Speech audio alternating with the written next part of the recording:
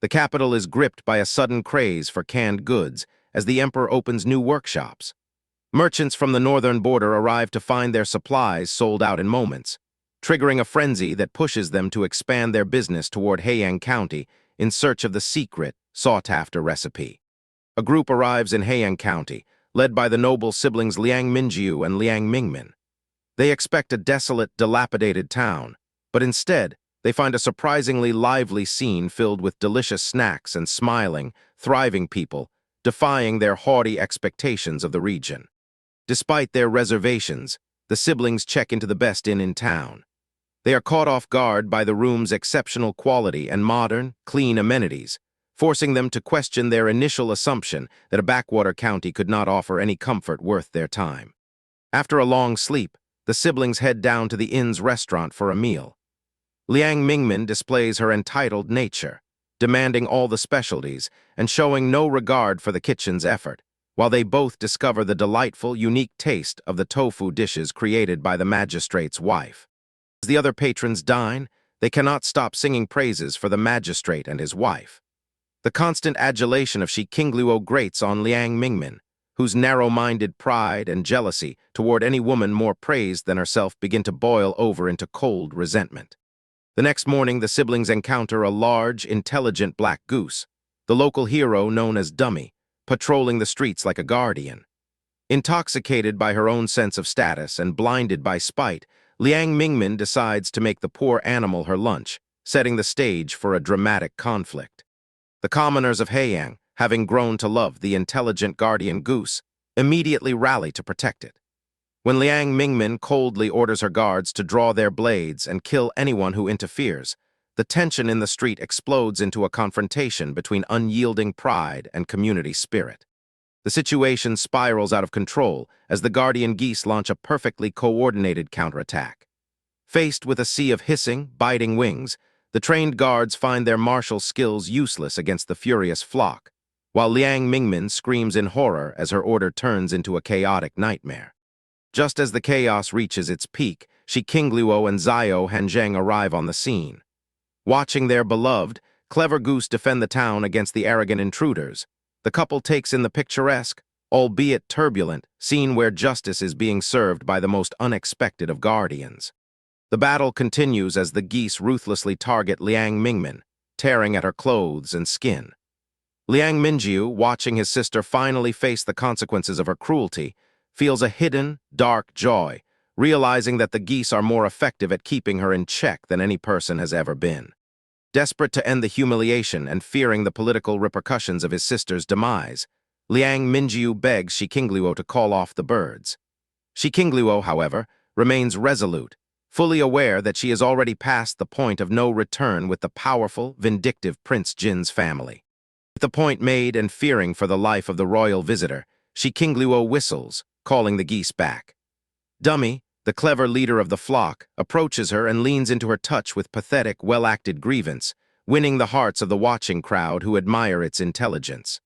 As the crowd cheers for the magnificent flock, Shi Qingluo rewards them for their brave protection of the town. The people of Heiyang, moved by the sight, recognize the geese not just as animals, but as spiritual guardians who embody the strength and spirit of the county they've helped build.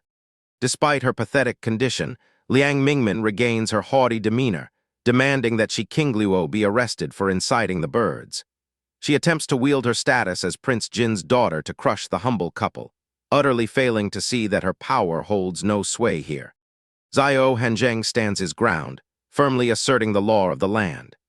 Backed by the courageous local bailiffs who refuse to be intimidated by a royal title, he forces the princess to realize that in Heiyang County, the magistrate's authority is the only one that truly matters. Final blow to Liang Mingmin's arrogance comes when the entire town gathers to defend their magistrate and his wife.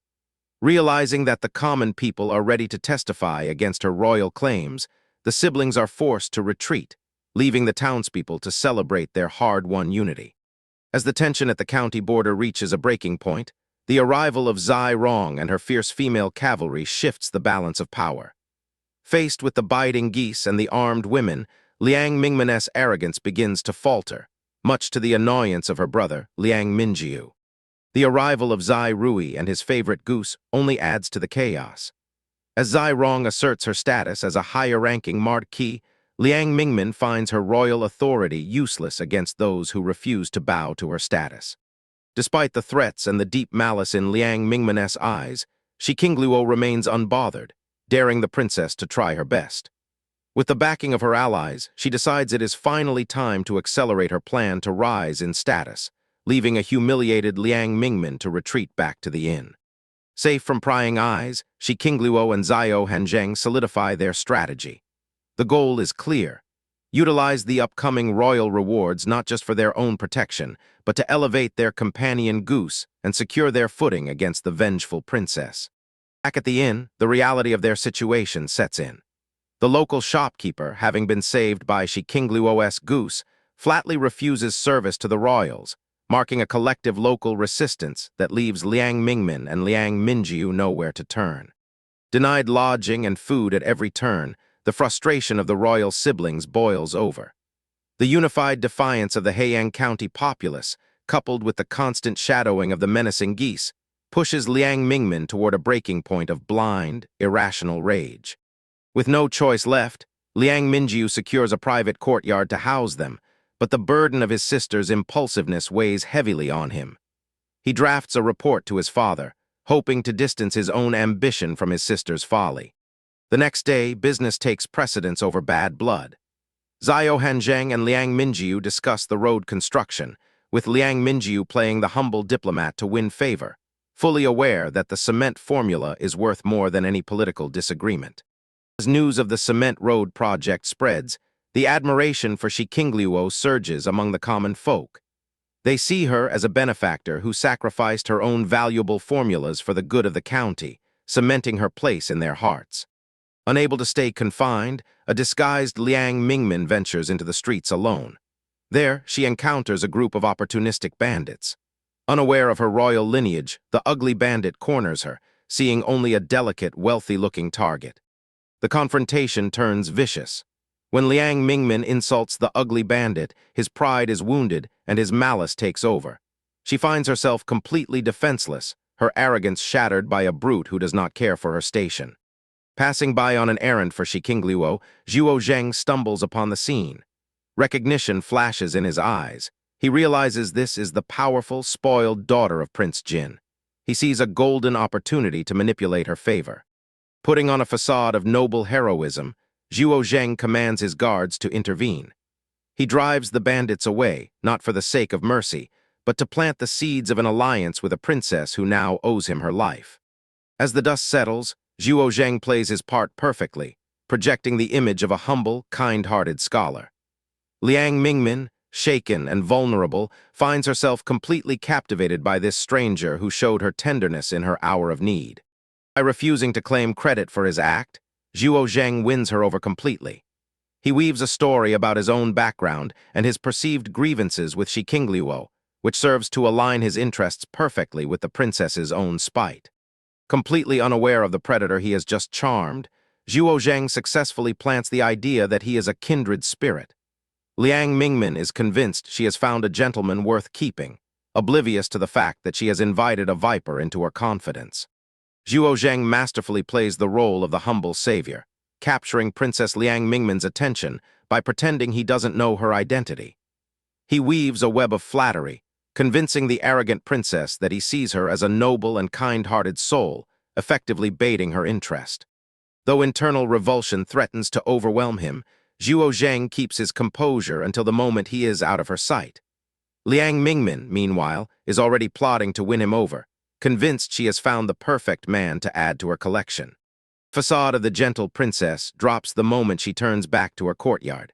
With a cruel heart, she orders the torture of the bandits, intending to use the information and the impending arrival of her father's troops to settle a violent score. Xiao Hanzheng reveals that the encounter between the princess and the bandits was no accident. It was a carefully orchestrated move in his grand design.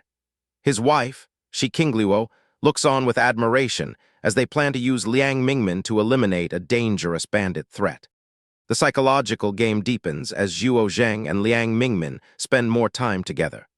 While she believes she is conquering his heart, He is merely steering her towards the roles he has carved out for her in his master plan. Away from the politics of the town, Shi Qingluo takes her clever goose, dummy, to the mountain.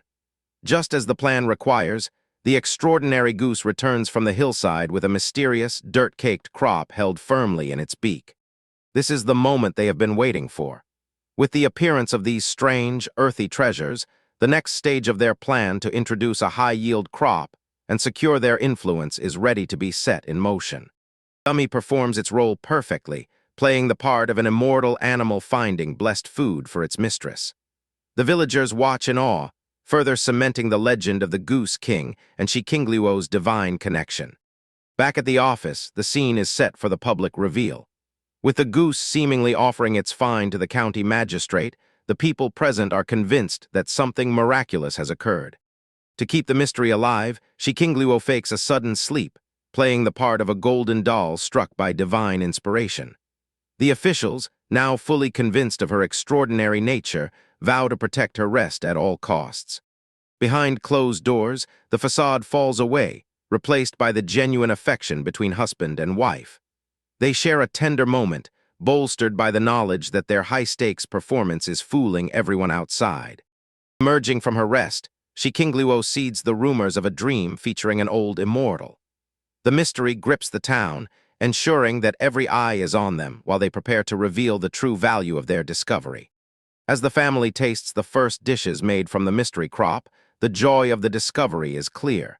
They are not just eating a meal, they are consuming the foundation of a plan that will soon reshape the region. In the quiet of the study, the couple works in perfect synchronization. Xiao Hanzheng focuses on his writings and exam materials, while Shi Qingluo provides the modern insight that makes his work truly unique. The next morning, the anticipation reaches a breaking point. With an air of solemn importance, Xiao Hanzheng leads a group to the mountains, signaling that the time for their grand plan has finally arrived. As the main group leaves, the political landscape remains treacherous. Two rivals, bound by mutual hatred yet forced to play nice, exchange pleasantries, neither realizing they are being played by the very people they seek to manipulate. Political tension in the tea house is thick, but duty calls elsewhere.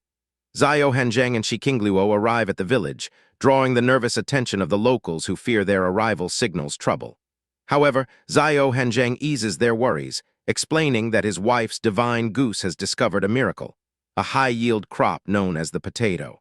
Superstition works in Shi Qingluo's favor. When she credits the discovery to a prophetic dream from an immortal master, the villagers immediately worship Days as a divine, auspicious beast. The prospect of ending their hunger drives the entire village into a feverish excitement, eager to follow their new leaders up the mountain. The journey into the mountains is long, but the destination brings a revelation. Days leads the group to a clearing where the legendary plant grows. As the goose pulls the vine, the earth yields its hidden treasure, clusters of potatoes, confirming the miracle and leaving every observer, including the hidden spies, in a state of absolute disbelief. Concerned that Days is being too rough, Chief Xiao takes over the harvesting with the care only an experienced farmer can provide. Shi Qingluo rewards her goose for its service, while the onlookers watch in awe, realizing the animal truly understands their language. As the harvest continues, the volume of the crop surpasses everyone's wildest imagination. Thousands of caddis are pulled from the ground, dwarfing even the previous yield of corn. Shi Qingluo smiles, knowing this success will secure the village's future while carefully maintaining the mystery behind their abundance. The total weight of the harvest is a staggering 356 caddis. Overwhelmed by the miracle, the villagers and even the bailiffs fall to their knees, kowtowing to the mountains to thank the old immortal. Shi Qingluo can only stand by, watching as her master becomes the scapegoat for her secret. To cement their faith in the new crop, Shi Qingluo treats the laborers to a taste. Even the simple, boiled potato is seen as a heavenly delicacy by those used to eating husks. When the villagers learn these must now be saved for seeds, their dedication shifts instantly from hunger to preservation. With the potatoes safely packed, Shi Qingluo promises the villagers that this prosperity will eventually reach them through government distribution. The couple's reputation as saviors grows, sealing the status of both them and Days as icons of protection for Heiyang County. Returning to town, the couple is met with a hero's welcome. The news of the high-yield crop spreads like wildfire, and the people attribute the discovery once more to divine intervention. However, trouble lurks nearby as Liang Mingjiu and Zhuo Zheng arrive, looking for a way to secure the prize for themselves. Liang Mingjiu attempts to persuade Xiao Hanzheng and Shi Qingluo to hand the potatoes over to Prince Jin's residence. But Shi Qingluo remains unmoved, using days as a blunt, sharp-tongued excuse, openly declaring that because of the enmity with Princess Zhen, not a single seed will go to the prince's house. Liang Mingjiu fails to charm his way into getting the crop. Shi Qingluo plays the long game, using her desire for a noble title as a shield. She knows that by presenting the potatoes to the emperor personally, she gains the royal protection needed to keep her goose and herself safe from Princess Zhen's reach. Knowing the danger of being intercepted, the couple devises a daring plan. They will replace the real potatoes with dirt in the official sacks, while Shi Qingluo slips out of town in secret to deliver the real crop herself. It is a gamble, but one that ensures the secret of her hidden storage remains safe. She will use the legend of her immortal master to explain the inexplicable nature of her travels. By acting on impulse and keeping her movements mysterious, she turns her own perceived petness into a weapon of war, ensuring that those who wish to cross her fear the unseen power they believe she possesses. The night of the departure arrives. After successfully drugging the guards and swapping the cargo with dirt, Shi Qingluo and Days vanish into the night. Xiao Hanzheng watches them go, his heart filled with pride and worry, but fully trusting in his wife's resilience and her master's divine shadow. The next morning, the third prince's forces arrive to claim the bounty, unaware they are transporting mere dirt. Liang Mingjiu and Zhuo Zheng are left to watch the empty victory, their plans thwarted by the quick-thinking couple. Meanwhile, Shi Qingluo travels toward the capital, savoring the freedom of the road. Far away at the Jin residence, the tension reaches a breaking point. Princess Zhen's failure has reached her mother, Yuan Songling, who demands that Prince Jin take immediate, ruthless action against those who dared to insult their daughter. The conflict is no longer just about food. It has become a full-scale confrontation. In the cold halls of the residence, Liang Yuzhen and Yuan Songling debate the fate of their daughter and their enemies. The princess consort demands vengeance against those who wronged her child, while Prince Jin calculates the political cost of moving against Xiao Hanzheng and his wife. Driven by deep-seated resentment and a desire for absolute control, Yuan Songling reflects on her past. Her obsession with her daughter's status and her lingering, unrequited fixation on Prince Yi trace back to a life defined by power struggles and hidden agendas. The tension between the prince and his consort reaches a breaking point. Liang Yuzhen sees through her ruse. She does not seek justice for their daughter, but an opportunity to confront the man she has secretly loved from afar for decades, Prince Yi. Yuan Songling remains unrepentant, clinging to her delusions of love and privilege. Liang Yuzhen finally drops his facade of the doting husband, cutting through her arrogance with the harsh truth about the power he has provided her all these years. The masks have fallen. As the prince departs, Yuan Songling gives in to her volatile rage, smashing the contents of her room. The distance between them grows, marking the end of their fragile political alliance as she prepares to journey toward her past. Liang Yuzhen seeks counsel from his mother, Feng Yongzhen, a woman who wields power from the shadows. Amidst the decadence of the inner court, they discuss the dangerous game they play, plotting the demise of their rivals to satisfy long-held grudges. Beneath the surface of family grievances lies a darker scheme. They agree to use the princess's obsession as bait to lure Prince Yi into a lethal trap, hoping to destabilize the emperor by sacrificing his favorite brother near Heian County. The trap is sprung. Elite assassins descend upon Prince Yi's party, turning the road into a slaughterhouse. Realizing his survival is a liability to his men, Prince Yi makes the desperate choice to break through the encirclement and flee toward the safety of the county. As the afternoon wanes, a peaceful foraging trip takes a harrowing turn. Mother Xiao and her daughter discover an injured man hidden in the brush. It is none other than Prince Yi, pale and bleeding from a grievous wound, left to the mercy of the elements. Recognizing the gravity of the situation, Mother Xiao and Xiao Bailey act with quiet resolve. With the help of secret guards, they administer first aid to the fallen prince, working against the clock while pursuers close in on their location. The mountain becomes a labyrinth of fear as enemy trackers close the distance. Forced to split up to survive, the small group maneuvers through the dense wilderness, hoping to evade the cold, efficient killers hunting the prince. A signal flare paints the sky, a desperate call for reinforcements. Mother Zio, bearing the weight of the wounded prince, pushes her body to the limits of endurance, desperate to deliver him to safety before the shadows claim them all. Fate intervenes with the arrival of a wild beast, forcing the survivors to scatter into the deepest, most treacherous parts of the mountains. Zio Bailey stands as a shield, allowing her mother to escape with the precious, unconscious cargo. In the silence of the deep woods, the prince finally drifts back to consciousness. His eyes meet those of the woman who carried him through the valley of death, a humble villager who had no idea of the political storm she has stepped into. United by peril, the two unlikely companions share a moment of quiet gratitude. With no map and the threat of the assassins still looming, they prepare to press on, bound together by a desperate hope for survival amidst the unforgiving mountains. Deep in the mountain, Mother Zio carries the injured Princey, her courage shining through the exhaustion as she navigates the terrain, while the prince finds himself surprisingly comforted by her presence. With a foresight born of her daughter-in-law's teachings, Mother Zio offers her own weapon to the prince, cementing a bond of trust and mutual survival as they pause to find water.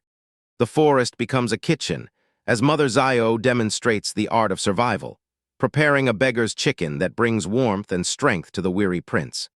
As night descends and a sudden fever takes hold of the prince, Mother Zio becomes his silent guardian, shielding him from the cold and nursing him toward the dawn. The morning light reveals a compromised intimacy. Caught in the remnants of a fever-induced embrace, the prince grapples with the weight of his actions.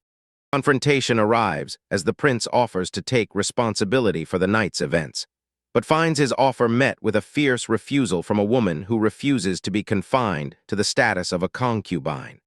The gentle villager turns into a tigress, defending her autonomy with sharp words, leaving the prince stunned by her spirit and more intrigued than ever before. The bantering ceases as the forest goes silent. Instinct takes over, and the prince positions himself as a shield for the woman who saved him, signaling a shift in their dynamic. Hope returns with the sound of a goose's cry. Xiao Hanzheng arrives at the head of his team, bringing an end to the harrowing ordeal and finding his mother safe.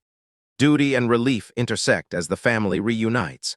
A bow is exchanged between the prince and the scholar, marking a new, more profound connection between the house of Xiao and the royalty they defended. Safely descending the mountain, the prince finds himself in the care of the thoughtful Xiao family, his injuries being treated with the utmost professionalism and concern.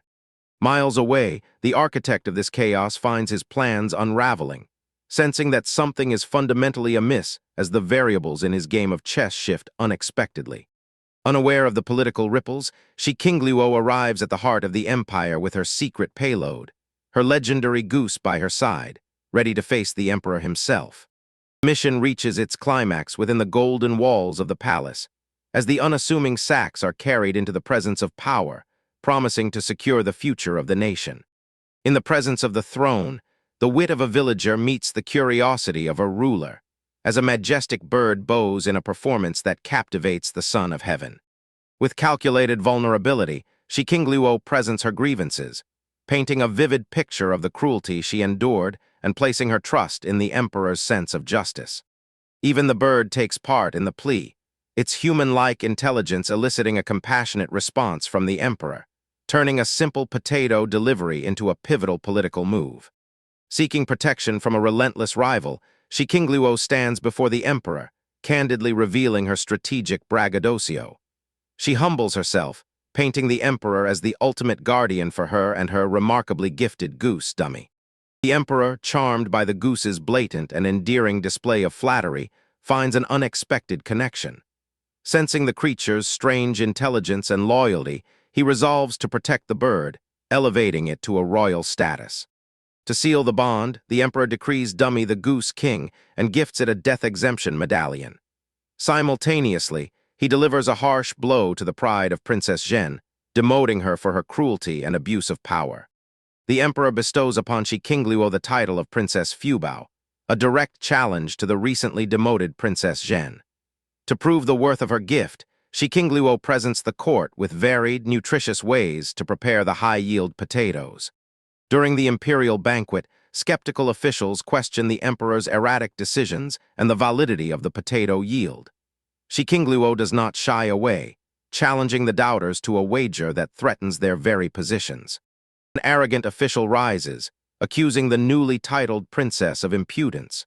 Shi Qingluo brilliantly frames his outburst as an act of insubordination against the emperor, forcing the sovereign's hand. By turning the court's hostility into a test of loyalty, Shi Qingluo forces the emperor to choose his side. The atmosphere in the hall shifts as the courtiers realize the true depth of the emperor's favor. Recognizing the winds of favor, the elder masters of the great families stand to support the emperor's decision. Their public endorsement effectively silences the opposition, proving the political weight of Shi Qingluo's contributions. The official who dared to challenge the emperor's authority is stripped of his hat and cast out. Shi Qingluo's bold maneuvers have served as the perfect blade for the emperor to prune his disloyal ministers. As the feast proceeds, the ministers taste the future of their nation. Realizing that the potato is the key to alleviating the kingdom's hunger, their cold contempt for a village woman turns into a desperate need to secure her friendship. Word of the emperor's favor spreads like wildfire. Shi Qingluo is now feared and courted by noble families, who view her simultaneously as a golden doll and a dangerous jinx to be handled with care. In the imperial manner, Shi Qingluo unreservedly teaches the methods of potato breeding, ensuring the success of the harvest. Her knowledge is the foundation upon which the emperor plans to feed the common people. The capital is swept by a bizarre craze. Inspired by the illustrious Goose King, citizens rush to adopt their own geese. Overnight, the fate of many birds is changed, as they become cherished pets rather than ingredients for a stew. With the seeds secured and her influence established, Shi Qingluo prepares to return to the northern border, leaving behind a capital transformed by her presence and her legendary goose. Before her departure, the emperor offers royal guards for her protection. In turn, Shi Qingluo offers a selection of Dummy's finest goslings to the emperor, cementing a playful and loyal bond between the palace and the Goose King. The emperor is astonished to learn that the Goose King possesses the uncanny intelligence to bathe itself using modern mechanisms. This further convinces him that these creatures are indeed divine gifts to Daliang. The emperor discreetly nudges Shi Qingluo to involve her mother-in-law in the upcoming workshop projects. He harbors a secret matchmaking intent for his brother, Prince Yi, whose heart has been captured by the woman who once saved his life. Before departing for the north, Shi Qingluo earns the heartfelt gratitude of the capital's elite families, who shower her with supplies and messages for their loved ones serving at the border. In the northern city, Liang Yuzhen seethes with rage as he receives news of the emperor's favor toward Shi Qingluo, realization dawning that his daughter's status has been humiliated. Bold calculations take root as Liang Yuzhen directs Liang Minjiu to return to Heiyang County, planning to use his own family members as sacrificial pawns to secure power. The true nature of Liang Yuzhen's cruelty is revealed. His supposed affection for the princess consort was merely a calculated trap to inflate her ego before her inevitable downfall. Having grown disillusioned with his own heir and family, Liang Yuzhen decides that destroying the reputation of his daughter and wife is a small price to pay to appease his enemies and reclaim control. Amidst the political maneuvering, an unexpected entanglement unfolds as Liang Yulin shows growing, inexplicable interest in Mother Zhao. Oblivious to the chaos, his presence creates in the heart of the scheming Liang Yuzhen. The stage is set for a confrontation, with Liang Yuzhen waiting for the perfect moment to sacrifice his kin, hoping that Shi Qingluo will provide the catalyst to end their era of arrogance. Confused and shaken by his father's cold-blooded confession, Liang Minjiu seeks guidance from secondary consort Hua, who warns him of the impending destruction awaiting those who remain shackled to the princess's folly.